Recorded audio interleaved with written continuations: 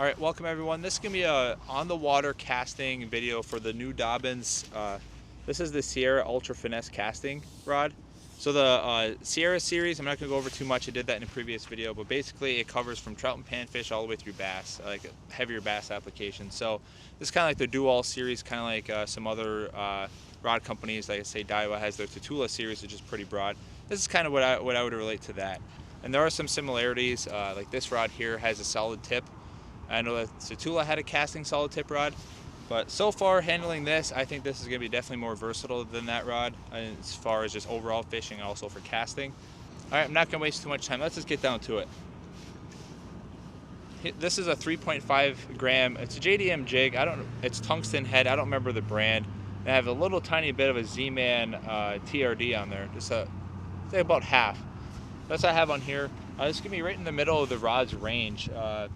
It's 1.5 to 8 grams, and this whole lure probably weighs about, I don't know, close to 5 grams, probably 4.5 grams. So it's right in the middle of the rod's wheelhouse, which is most likely where some of your weightless worms and stuff are going to be too. So I'm going to, let's see, set my brakes to about halfway. I'm also using, this is the Alpha's SV, not the SVTW. This is the older version. And this has a Roro BFS spool in there. This is the thickened inductor brake model.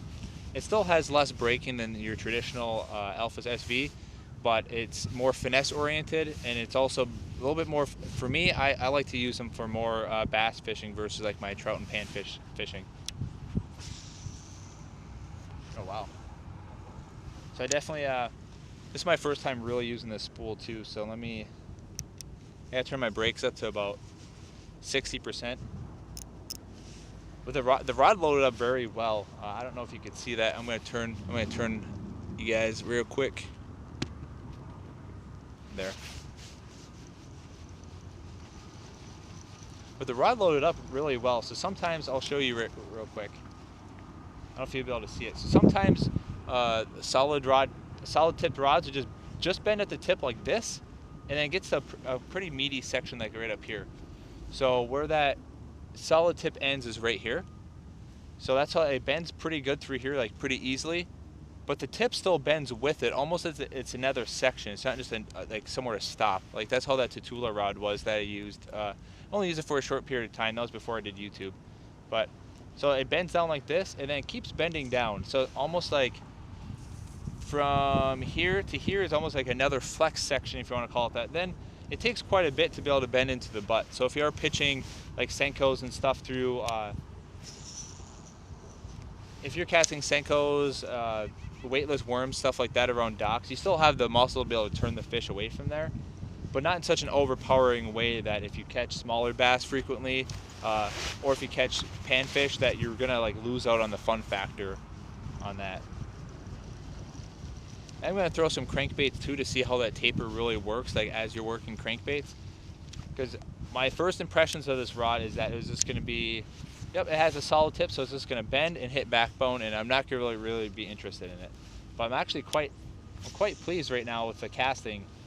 I mean, granted, it's not a super light lure. It's about like a 4.5 grams, like I said, but the rod loads up well. It's not just the tip just flicking it out there. Like the tip moves, and then the midsection of the rod actually bends to assist with the cast too.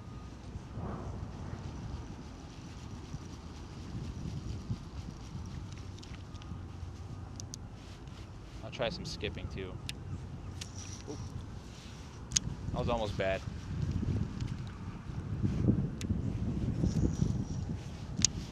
Yeah, the tip loads up pretty well. It was a slightly different for me to get used to. That was my second time trying to skip. But no, it does its job pretty well. Of those erratic casting, it's able to bend. It's able to bend like, just from like a small little loop like that. It bends to about right here with this jig, from what I can see. Yeah, I mean, with our Roro spool with the thickened inductor, it's really easy to skip. I mean, in this jig, if you look at it, it's more of a ball head jig. If you can see that on there. So it's not really meant for skipping, but that thing, actually, the rod loads up effortless to skip, for sure. Sometimes you have to really force rods to skip, and what you're doing is if your skip is not perfect hitting the water, it's just going to tumble and blow up. I'm going to try some different directional skip. Oh, that was a little high.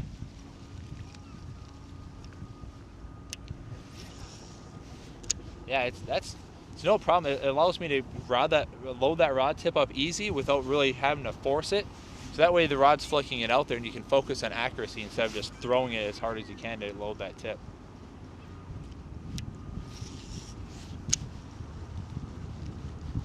All right, before I switch lures, I'm gonna probably turn my brakes down a little bit for pitching. But the tip seems to pitch this weight out pretty well. I don't feel that it's like super mushy or like the tip, the solid carbon tip is like lagging behind the rest of the tip. It seems like it reacts all together pretty well. You get a pretty fluid pitch. I can still turn my brakes down on that.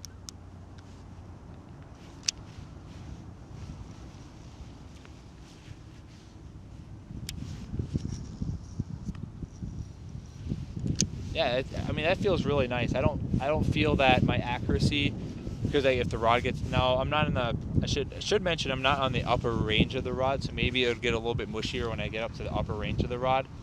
But for what I'm casting right here, I don't feel there's any issue, or it feels different than a normal rod. Let's say if I'm casting I don't know, like a 5/8 ounce jig with a trailer on like a medium heavy rod, it doesn't feel any different than that. It feels like your traditional bass fishing rod, although it's lighter. I didn't weigh it, but I know Roro Fishing, I think it was on his video that I saw of this rod, I think it weighed like 3.8 or 3.9, and he had the heavier version too. Not the heavier one, the longer version. This is the 7 foot. He has a 7'4". So this rod's gonna be lighter than that, but it balances really well. The wind's blowing right now, so it's gonna be a little bit harder to tell. Let me reel this in real quick. The balances with this Alphas, which this isn't, I don't remember exactly how much it weighs. I think it's like 6 ounces or something like that. So let me hold the lure in my hand so that doesn't affect the balance. I mean, that balance? Well, the wind's kind of blowing. I'll get a different shot of that. But it feels really nice.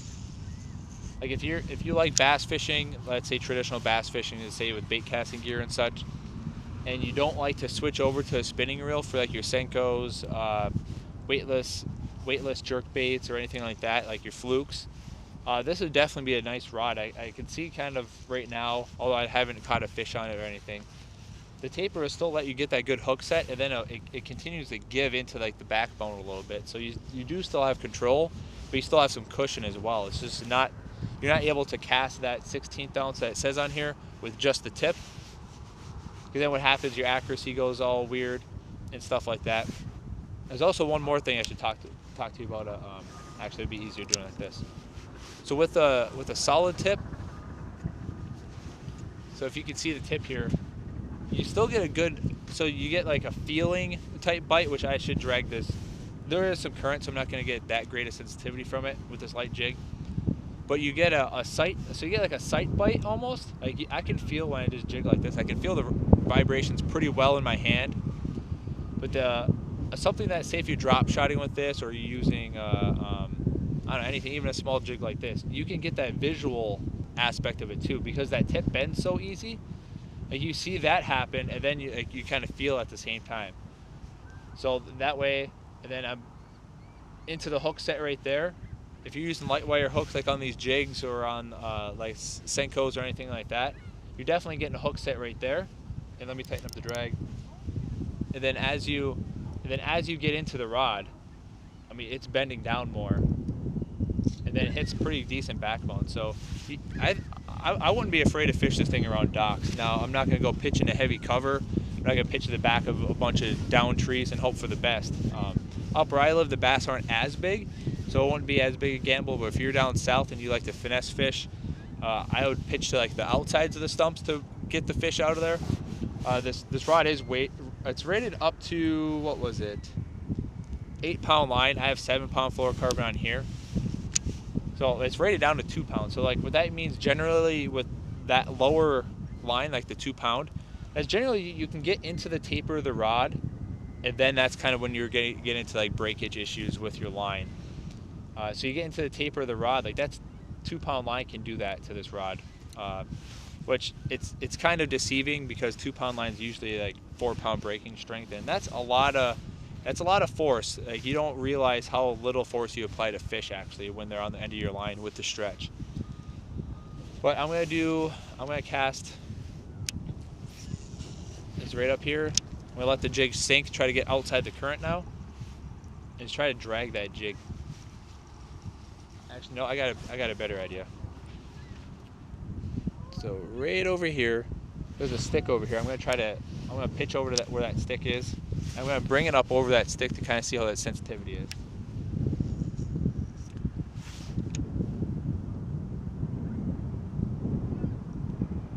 I could definitely feel when I came over that second branch. Right now I'm right in the thick of it right there.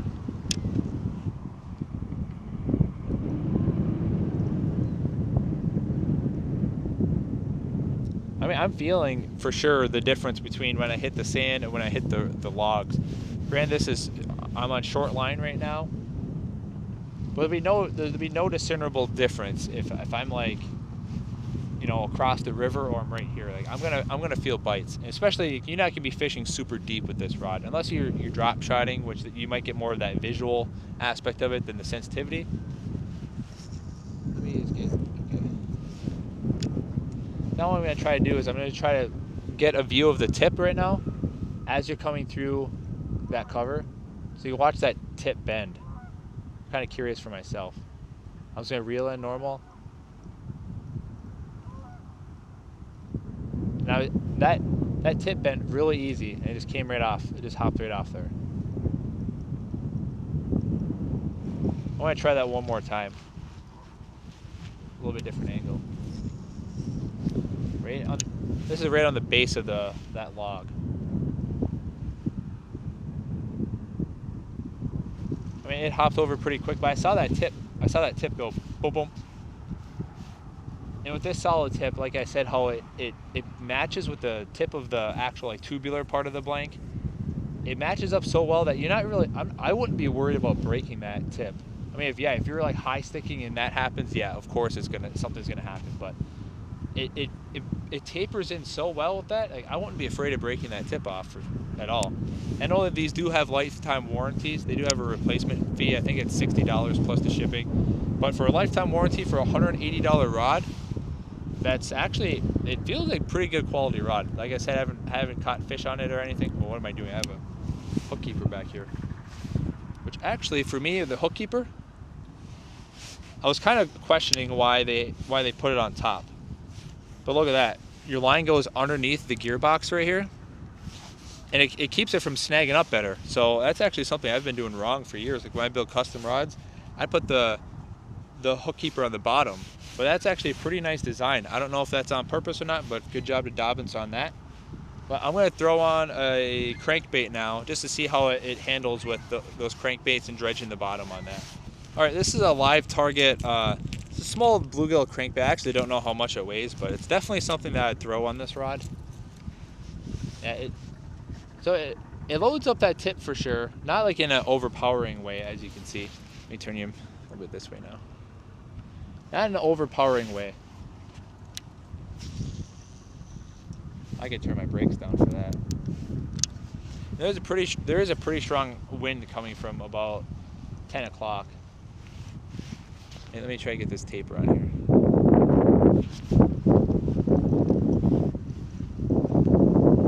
So the tip's definitely responsive, and one thing that you could actually do with that is, say when you're reeling this crankbait like this, and you see that tip just like springs up, say like this, how it just stops like that, that means the bass could come up and actually hit your lure that way. So that's a good way of having that light tip. You can see that. Alright, so with these micro cranks, I'll try to get the taper of the rod here. Well, I don't want to call this a micro crank, but smaller crankbait that you wouldn't throw in a traditional crankbait rod. This rod, I'm at about a 45-degree angle to the water, and the tip bends enough it's responding to when I'm hitting the bottom. And when I just stop the lure, that rod just goes instantly straight up.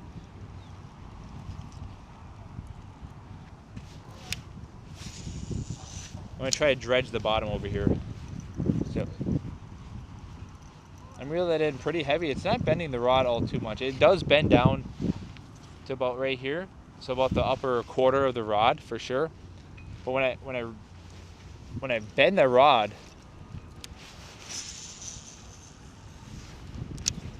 when I bend that rod down, I'm actually it like reeling faster and hitting the bottom.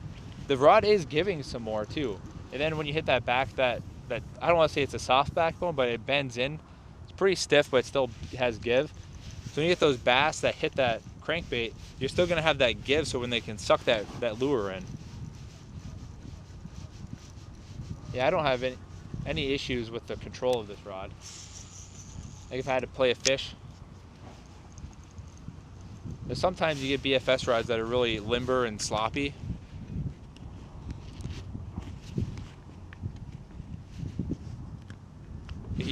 Sometimes you get BFS rods that are really limber and sloppy, and it kind of limits what you can do with them. A lot of times you just turn them into crankbait rods because they don't have the backbone to set a jig, or sometimes they're so stiff that you can't really use them for crankbaits.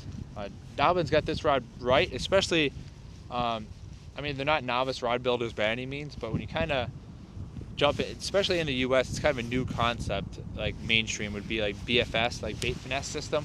That's like using like the light line, light spools, and with a bait caster. Basically, you're doing a lot of your fishing that you traditionally have to do with spinning gear.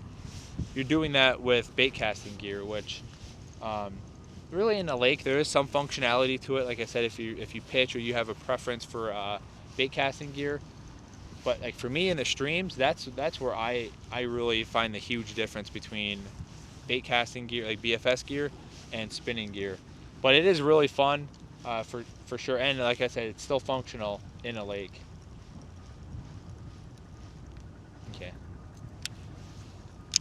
Actually, I thought of a way that I can get some test the sensitivity a little bit. Is if I throw a small Senko, and I can feel the. So I have it wacky rigged, and I'll be able to feel the ends of it vibrate a little bit. So I'm going to test that out. All right, this is a 1/16 ounce VMC wacky rig jig head. It's a weedless version. This is a 3-inch Gary Yamamoto Senko with the O-ring in there. I don't have any nail weights in there or anything like that. So this is actually a pretty light lure to throw on a bait caster, like a traditional bait caster. So this will test that, but also what I'm doing is I'm going to try to flutter that bait up to see how connected of a feel I get with it. I know sometimes when I used to use spinning gear, I'd feel like a disconnect sometimes. Unless I'm drop shotting, I feel that it's a really good connection, but I'd feel like a disconnect if I'm working finesse plastics. So it felt just like a traditional rod casting it out there.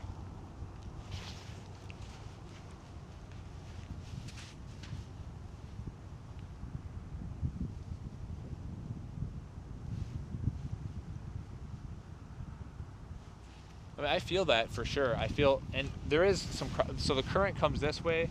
I have wind that's kind of coming now. It's all over the place, but right now it feels like it's kind of coming from my 7 o'clock.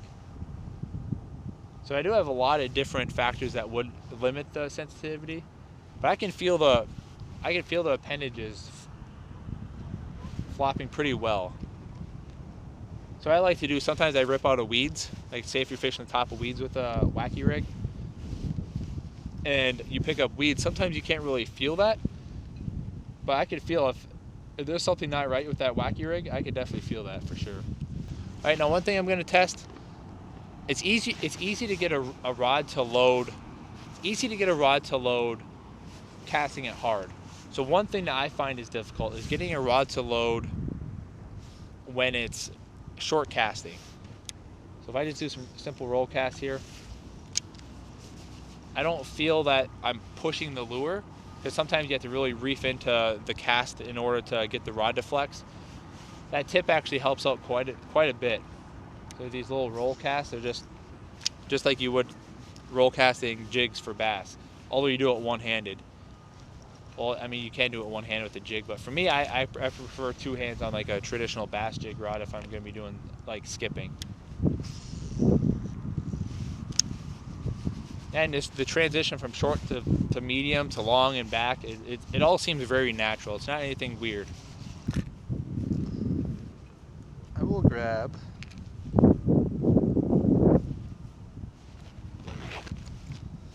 I am going to grab a shaky head. 16th ounce head, 4-inch weightless worm. Well, not weightless, but it's a 4-inch worm. No nail weights, anything like that.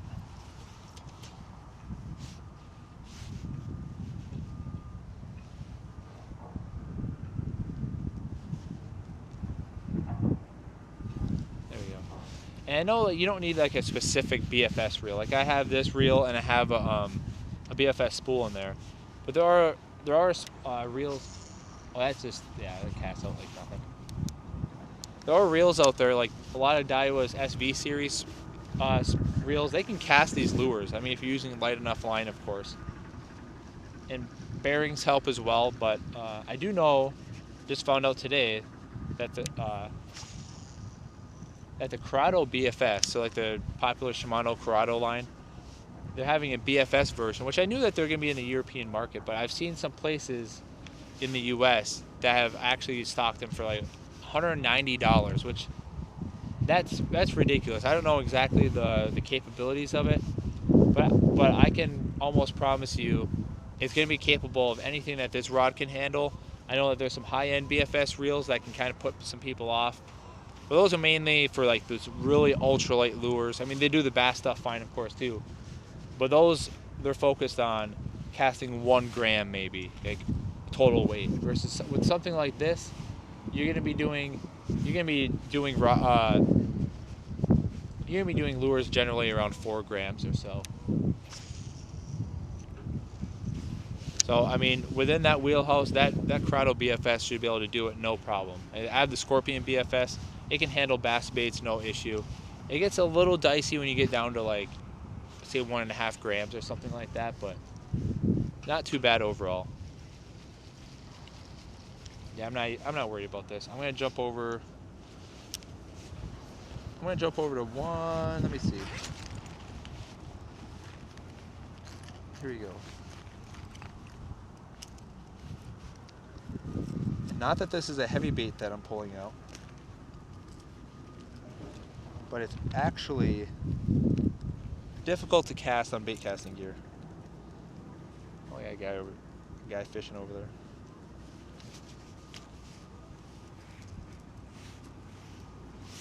It's the Rapala ripstop. It's a nice lure, but it's a little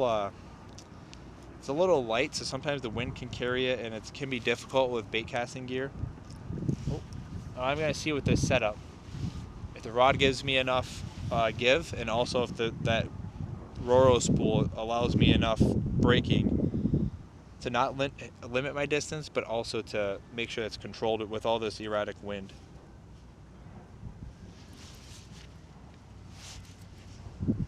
I mean, it loads up there good.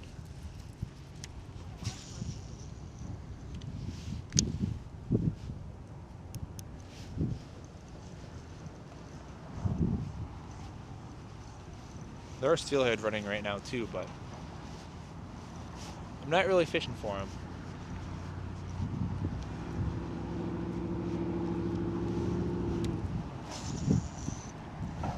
Yeah, how that bait tumbles, the rod still loads up with it, the reel handles it. It's just, when you have wind that's just erratic coming at you, you're gonna have a bait that tumbles. And the tip's nice and responsive. Let me show you that real quick. The tip is nice and responsive, like when I'm working this jerkbait. Like, it's not sloppy, it bends in unison like it would if it was just a tubular carbon. Yeah, that spool handles that pretty well too. Yeah, I have no issues at all. Basically, if you're used to using spinning gear, for a lot of your lighter bass tackle, I mean, I'd have no issues using this rod, like a reel like this with a Roro spool, or like that Curado BFS, or any reel really that's capable of casting lighter baits. I'd have no issues at all, really.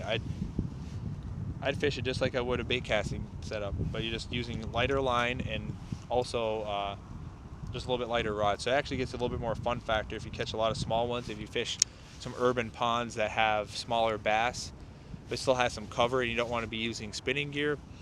You get a good trade-off of balance with this. So this is the Dobyns Sierra series, the Ultra Finesse casting. There's the specs again. 189 bucks. I mean, 179.99. Really not bad overall. I definitely say it's worth it. It definitely exceeded my expectations so far. Like I said, I thought it was gonna be a solid tip and then bass rod, which it's not that. They definitely designed this rod with a shorter handle, everything. They designed it from the ground up to be a finesse casting rod. So I'm actually pretty impressed. It's my first Dobbins rod. I don't know if it's gonna be my last or not, but I'm thoroughly impressed with this so far. So if you want to see me fishing this, like say for walleye in the springtime, that's where I'm gonna be using it probably next. Drop me a comment down below if you want to see certain lures or certain techniques for me to use this rod. Also subscribe, and you'll be able to see a lot more information on this rod coming up through the summer. Thanks.